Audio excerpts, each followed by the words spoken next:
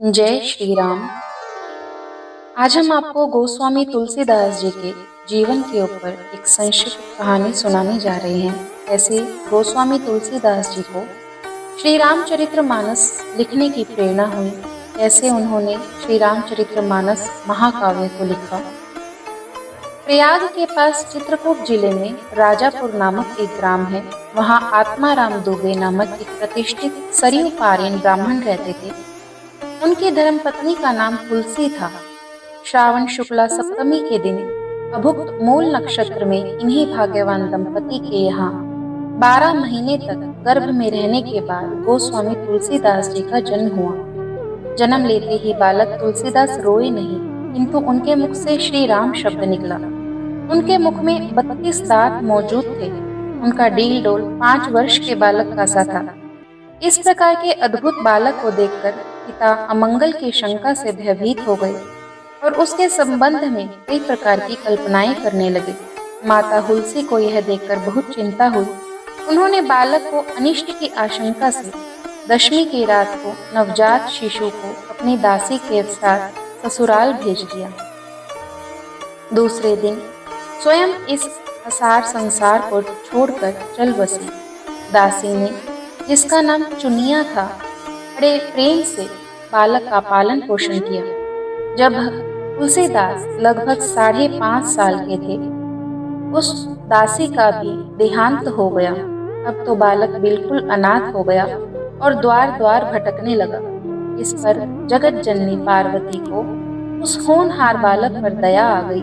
वे ब्राह्मणी का वेश धारण करके प्रतिदिन उसके पास जाती, अपने हाथों से भोजन कराती।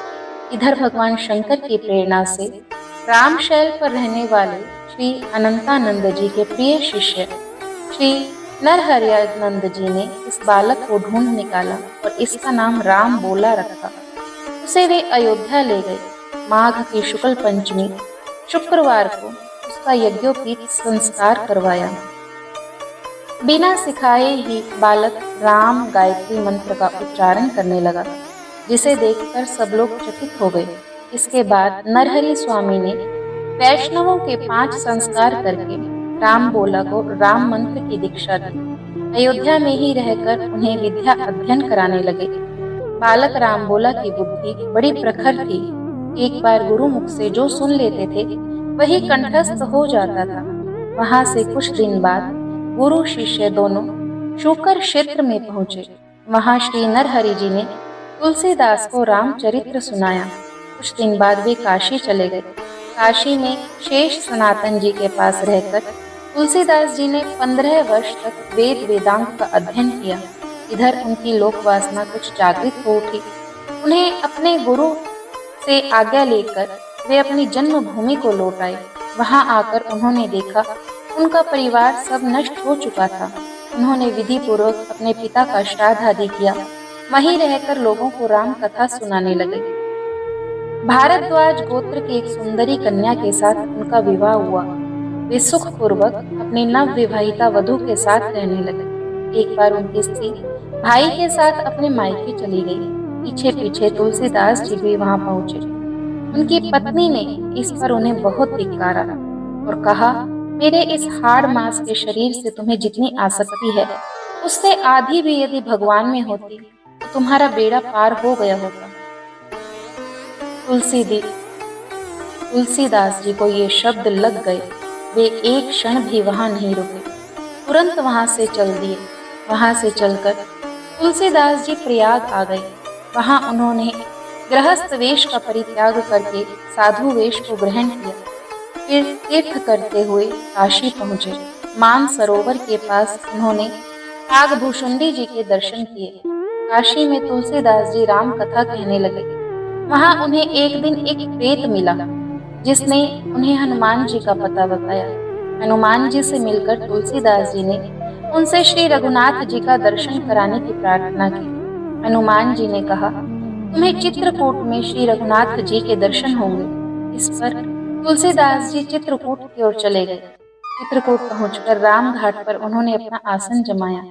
एक दिन वे प्रदक्षिणा करने निकले ही थे। मार्ग में उन्हें श्री राम और लक्ष्मण के दोनों सुंदर राजकुमार घोड़े पर सवार होकर धनुष बाण लिए जा रहे हैं दर्शन हुए।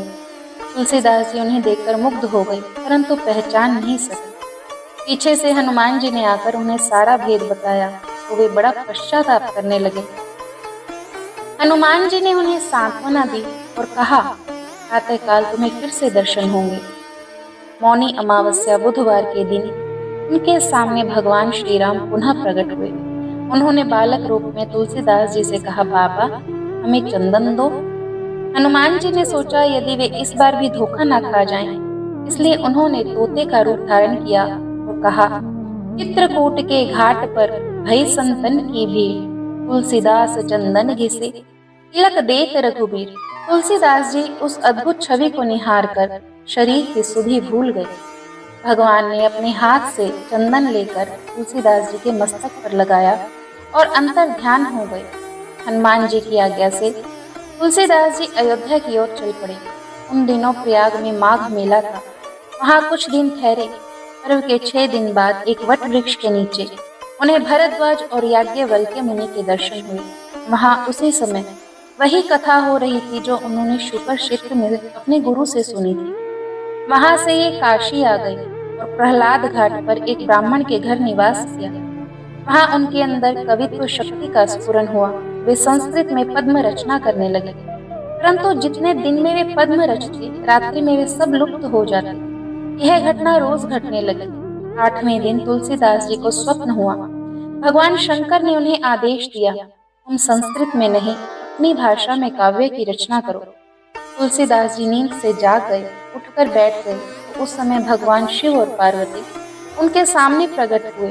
तुलसीदास जी ने उन्हें साष्टांग प्रणाम किया। शिव जी ने कहा, तुम अयोध्या में जाकर रहो, हिंदी में काव्य की रचना करो। मेरे आशीर्वाद से तुम्हारी कविता सामवेद के समान फलदायी होगी। इतना कहकर श्री गौरी शंकर अंतर ध्यान हो गए। तुलसीदास जी इनकी आज्ञा शिरोधार्य करके काशी से अयोध्या चले गए।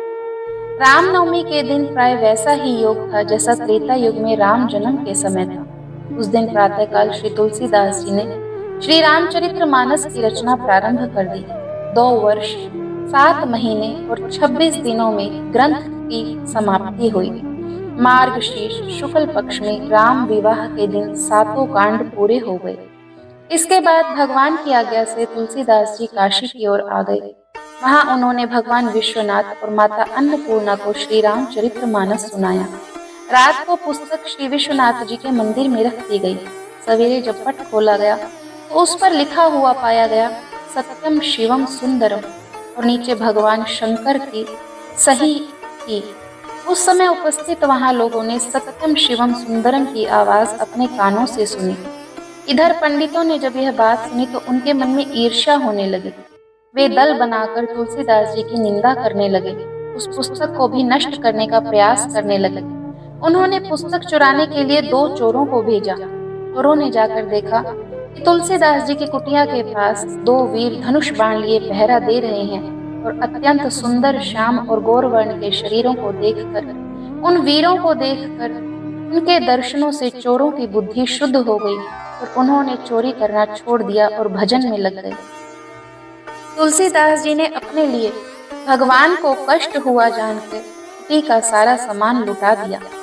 पुस्तक अपने मित्र टोडरमल के यहाँ रख दी। इसके बाद उन्होंने एक दूसरी प्रति लिखी। उसी के आधार पर दूसरी प्रतिलिपियां तैयार की जाने लगी। पुस्तक का प्रचार दिनों दिन बढ़ने लगा। इधर पंडितों ने कोई और उपाय न देखकर श्री मधुसूदन सरस्वती जी को उस पुस्तक को देखने की प्रेरणा दी। श्री मधुसूदन सरस्वती जी ने उसे देखकर बड़ी प्रसन्नता प्रकट की और इस पर अपनी सम्मति लिख दी कि इस काशी रूप आनंद वन में तुलसीदास चलता फिरता एक तुलसी का पौधा है। उसकी कविता रूपी मंजरी बड़ी ही सुंदर है, जिस पर श्री राम रूपी भंवरा सदा मंडराता है। पंडितों को इस पर भी संतोष नहीं हुआ। तब पुस्तक की परीक्षा का एक उपाय और सोचा गया। भगवान विश्वनाथ के मंदिर में सबसे ऊपर वेद, नीचे शास्त्र, शास्त्रों के नीचे पुराण और सबसे नीचे श्री रामचरित्र मानस को रख दिया गया और मंदिर को बंद कर दिया गया। प्रातः काल जब मंदिर को खोला गया तब लोगों ने देखा कि श्री रामचरित्र मानस सब वेदों के ऊपर रखा हुआ है। अब तो पंडित लोग बड़े लज्जित हुए। उन्होंने तुलसीदास जी से क्षमा मांगी, भक्ति से उनका चरणोदक लिया। तुलसीदास जी 80 घाट पर रहने लगे। रात को एक दिन कलयुग मूर्त रूप धारण करके उनके पास आया और उन्हें त्रास देने लगा। गोस्वामी जी ने हनुमान जी का ध्यान किया। हनुमान जी ने उन्हें विनय के पद की रचना करने को कहा। इस पर गोस्वामी ने विनय पत्रिका लिखी, भगवान के चरणों में उसे समर्पित कर दिया। श्री राम ने उस पर अपने हस्ताक्षर कर दिए और तुलसीदास जी को निर्भय कर दिया। श्रावण कृष्ण तृतीया शनिवार के दिन 80 घाट पर गोस्वामी जी ने राम राम कहते हुए अपने शरीर का परित्याग कर दिया। भक्तजनों, ये हमारे श्री गोस्वामी तुलसीदास जी के जीवन पर एक संक्षिप्त कहानी हमने आपके साथ शेयर की है। यदि आपको यह अच्छी लगी हो तो प्लीज़ चैनल को ज़रूर सब्सक्राइब कीजिए, शेयर कीजिए अपने फ्रेंड्स के साथ। अयोध्या का राम मंदिर बनने जा रहा है। हमारे राजा राम दोबारा अपने आसन पर विराजमान होने जा रहे हैं। इसके लिए हम आप सबके साथ बधाई शेयर करते हैं। आप सभी को जय श्री राम।